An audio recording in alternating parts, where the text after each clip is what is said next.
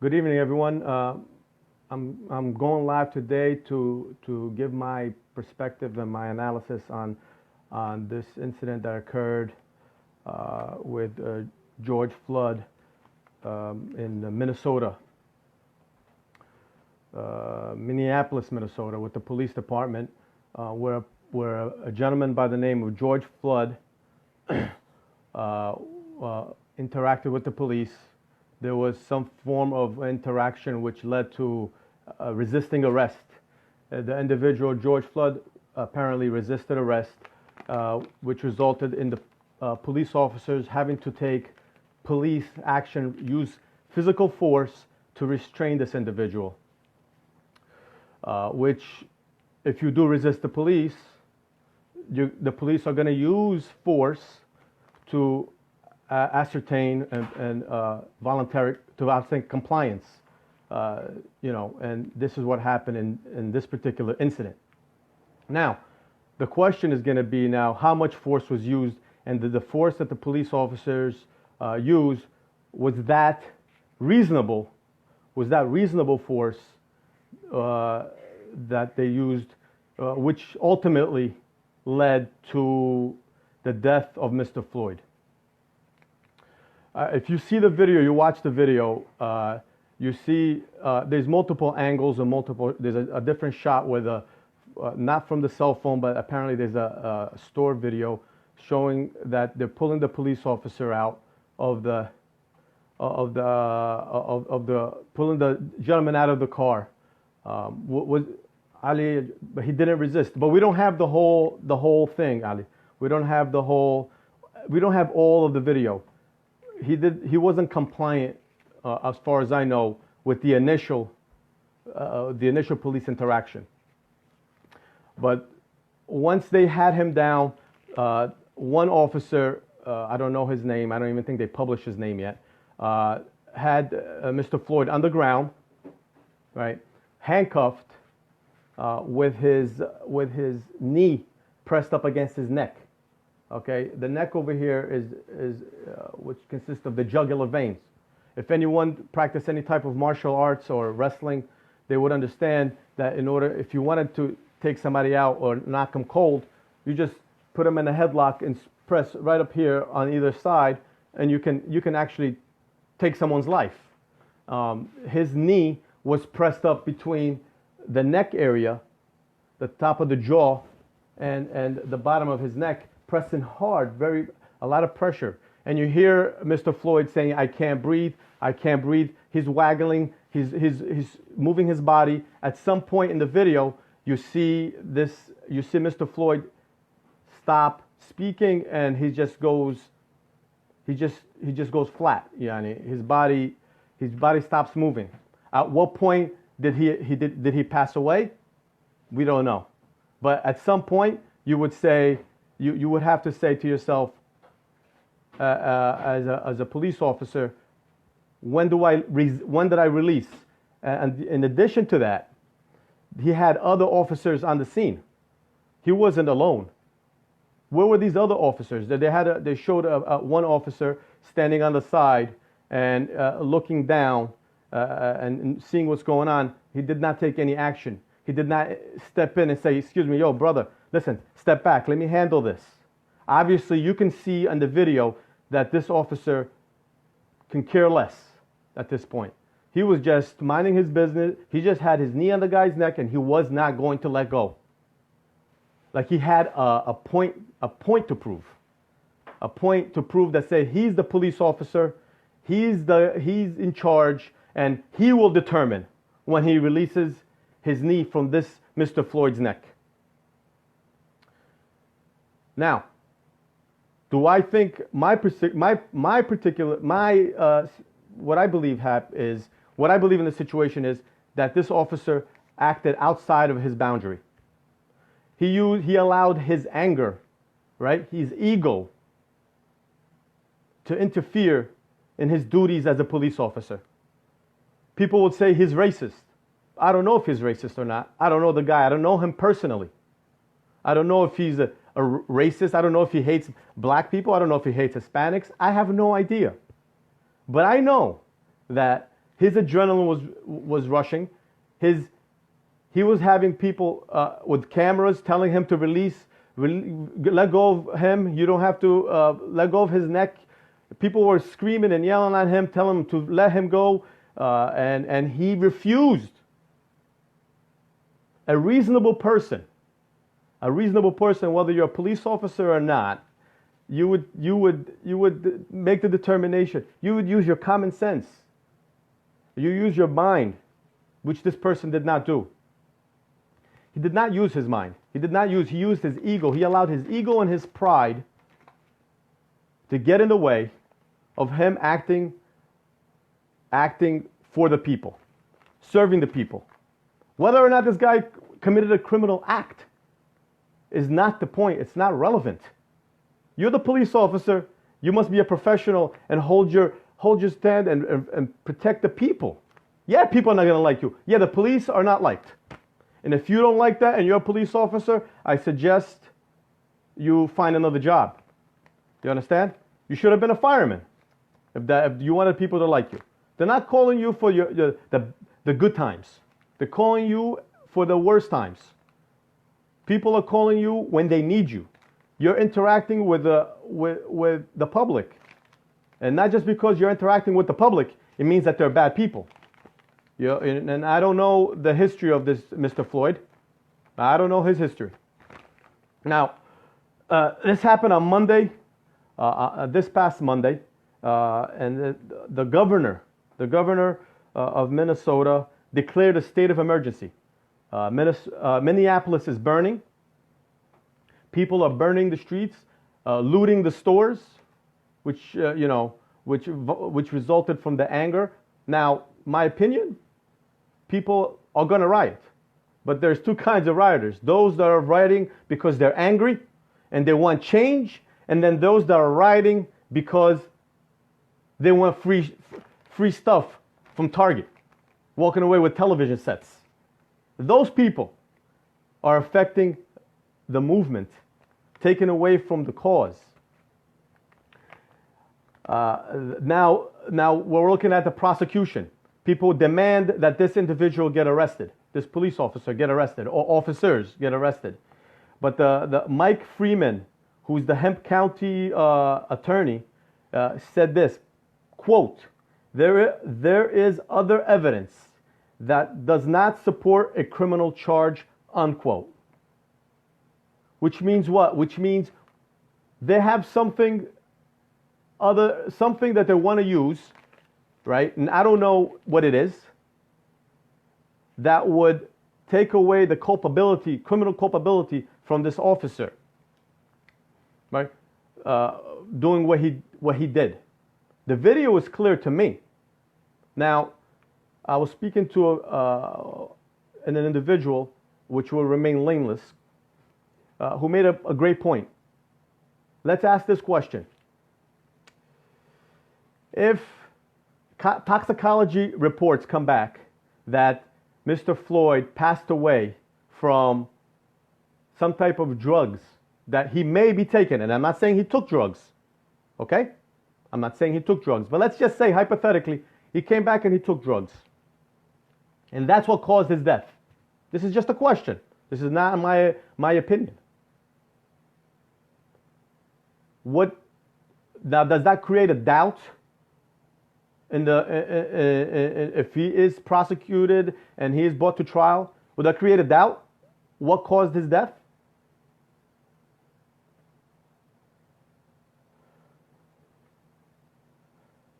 Chet, doesn't matter what happened before this. Once he was cuffed, control, all actions stop. I agree with you. For the most part, when somebody's handcuffed, it's over. Now, if, that's just a question. Going back to the toxicology report. These are questions we have to ask. Questions we have to ask ourselves Why, what will happen if this happens? And if he is found not guilty, what will be the reaction of the public? What will be the reaction? What would the people say? What would the people do? And these are things that we all have to understand. Police brutality exists. Racism exists. This particular officer conducted himself, in my opinion, without he took away his police powers, and he took his police powers and took it to a different level. He allowed his ego and his pride to get in the way of his policing, serving the community. And I think, well, he did get fired, and so did, and 4 other officers were terminated from the Minneapolis Police Department. Should have they been fired? Maybe they should have. They should have been fired, terminated.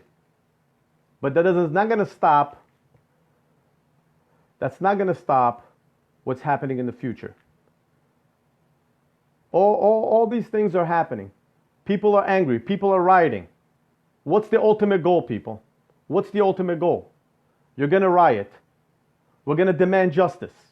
We're going to demand all these things from our government. But nothing's going to change. Is anything going to change when you burn down your city? Nothing's going to change. Nothing's going to change, because at the end of the day, the responsibility falls on the people that live in that city, the people that live in the community that's being affected, and nothing changes. And another topic is something else. What led to this individual officer or these officers doing what they did? This is my question to the Minneapolis Police Department and their officers.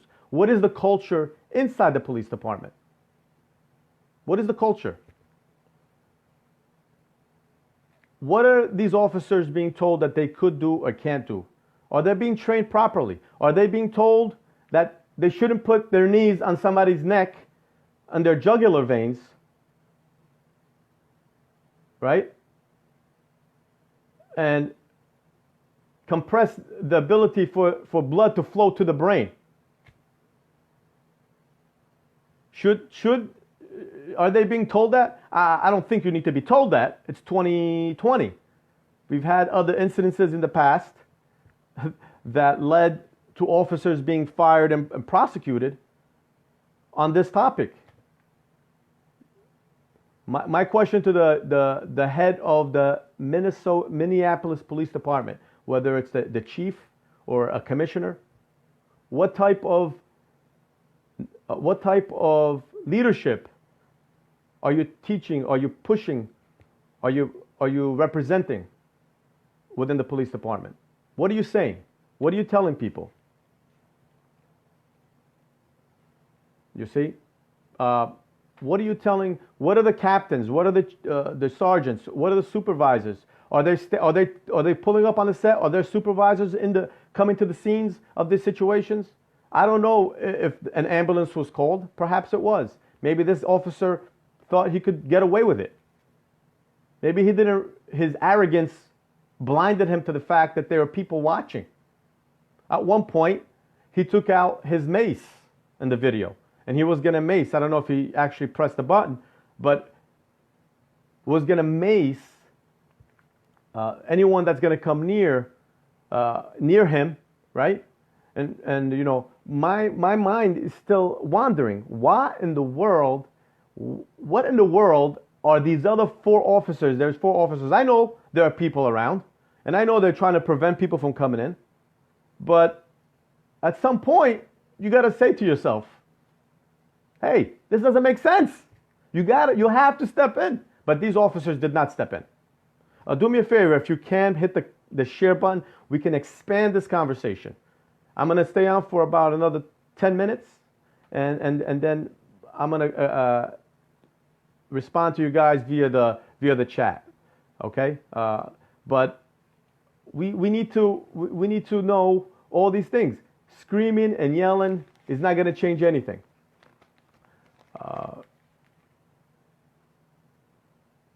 Go with the question, Al. This is what's happening. As a person who is in law enforcement myself, I come here representing myself and no one else and no department. And I speak my mind when I see something that's inappropriate and criminal at times. This person, I'm looking forward to seeing what the attorney for Minnesota DA's office is going to present as evidence that would lead us not to prosecute this officer.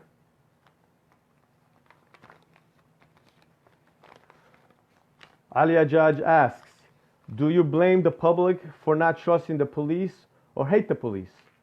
No, I don't blame the public. I don't blame the public because the public bases their perspective on their experiences. Now, I could tell you that the vast majority of the people in the communities, whether it's African American or Hispanic, appreciate the police. They want the police there. They ask for the police to eradicate the criminal activities in their communities. Needless to say, they expect professionalism from the police officers. They expect them to respect the public and act accordingly. I'll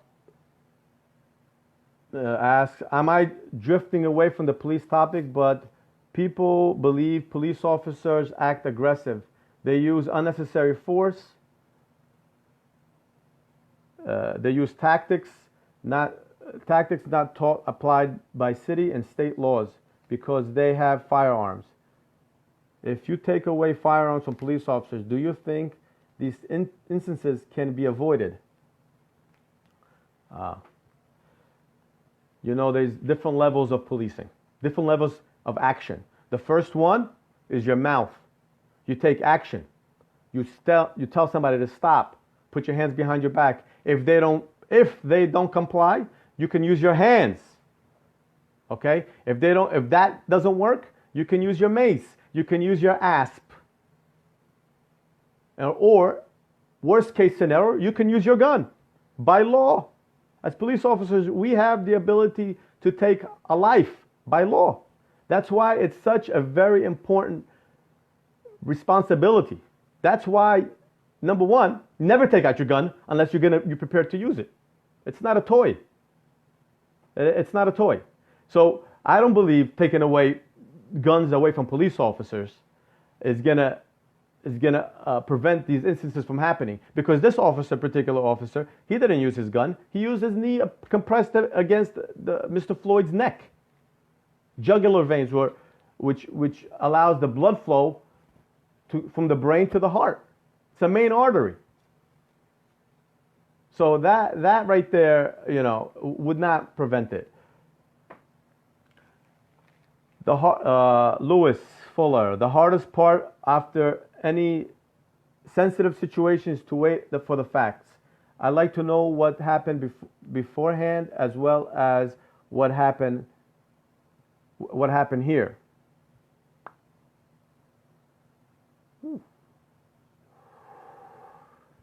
Was his knee full pressure on his neck? His heart, he was on his knee as well. Did he die of whatever hypersensitive narcotics he may have, or we don't know, ingested, which aggravated his heart and breathing? There was plenty of unanswered questions, that's true. All this known bottom line is looting and destroying their own city, and definitely not the answer. Should those cops have scooped him up and threw him in the car? Absolutely. But the fact that still remains is disturbing. The video is as disturbing as the video is. As much as it bothers me, there's still plenty of questions that need to be answered, period. Louis, you're absolutely correct. There are plenty of questions that need to be answered. But we don't know if this individual was on drugs. We don't know that. All right? We're just waiting, like I said before. Toxicology report should be done. They should do an autopsy, which I'm sure they will be doing, right? And I'm sure that the family will probably want to do an autopsy on their own, right? With their own doctor, their own autopsy report, private, paid for out of their pockets or the pockets of the generous public that may want to help to pay for an autopsy report. But, you know, there have been many times when riots broke out in this country. Newark and New York, and there's many times. Yes, in certain communities, policing is done much more differently than other communities. If you go to impoverished, poor, low-income communities, some of which are African Americans and Hispanics, policing is a little harsher. Police officers are a little tougher. But if you go into a nice neighborhood, nice rich neighborhood, who happens to be whites or European Americans, then that policing is a little softer, as you can see with social distancing and the way the police departments are dealing with, let's say, Central Park as opposed to somewhere in the Bronx, you know, or downtown Manhattan as opposed to the Bronx. You know, we know that people weren't social distancing downtown. The videos and pictures are clear. But what happened? People did what they wanted to do. And the police officers, not because of anything, you know, but, you know, did not do anything. But uptown they did. Chet, can we stop justifying this crap? On video, full weight on the neck, 3 cops holding him down, men begging for his life. Please justify what your eyes see. Chet, I'm not justifying the officer's actions. I know the officer was wrong, but I'd like to know more. If this particular DA or attorney for the county is saying that he has more evidence, show me the evidence. Show me the evidence. Show it to me. I want to see, let it out. Let the public see this evidence. But without that evidence, purely on the video alone, the officer committed a crime. Now, let's say there is other evidence that says this officer supposedly didn't cause his death. Still, the officer had his knee on Mr. Floyd's neck. He had it on his neck. Now what? You're going to continue to ignore this? You're going to continue to ignore this?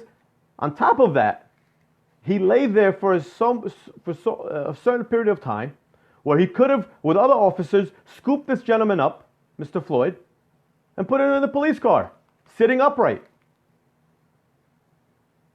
That could have happened. I got you, Chet. I got you. You know, at the end, they could have done that. Hindsight 2020, they could have done that. They could have done a lot of things. But in my opinion, I believe that the arrogance of this officer, who had his knee on his neck, did not allow him, his pride, his manhood, did not allow him to lift his leg up, lift his knee from this man's neck, and allow him to breathe, allow the blood flow to go to his brain, to allow him to breathe. No, I understand, Chet. I understand. I know you weren't referring to me, and you were referring to other people. He didn't allow that, you know. And what I see in this particular incident from the reactions on social media from other officers is that a large number of officers are condemning this action. They're putting photos up of themselves, condemning the officer in Minneapolis, Minnesota. So, you know,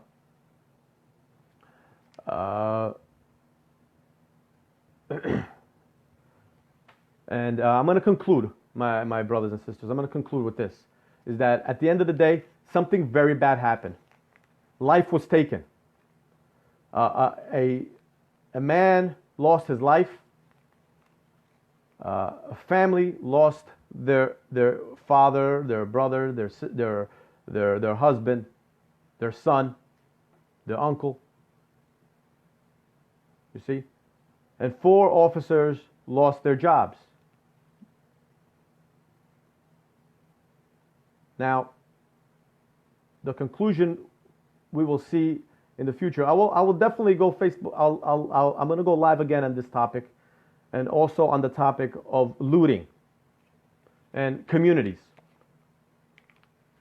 which is not changing anything, because these same people that are looting go home and listen to B&H, bitches, niggas, and hoes, Tekashi 6ix9ine, right? Lil Wayne, Puff Daddy, and they talk about ignorance. So nothing's going to change.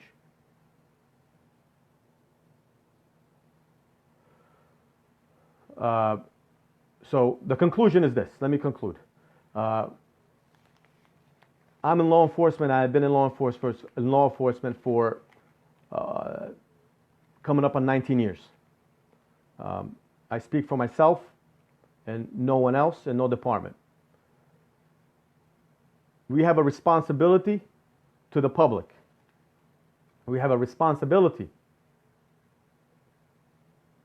to our partners. We have a responsibility to the community to do the right things. Yes, sometimes when you take action, you have a drive and anger inside you that you want to do things that you shouldn't do. But you have a responsibility, we all have a responsibility to suppress, to hold back our anger. And until that happens, until we learn to control our anger, control our pride, and swallow our pride, this will continue to happen. Until we learn to internalize what we're going through during the time, nothing's going to change. I want to say good night to everyone. Thank you for listening. If you can, like it, share it, and get the conversation going. I'm not afraid to talk about it, and as controversial as it may be, this is what I'm going to talk about. Thank you so much. Good night. Assalamu alaikum. And hope to hear from you soon. God bless.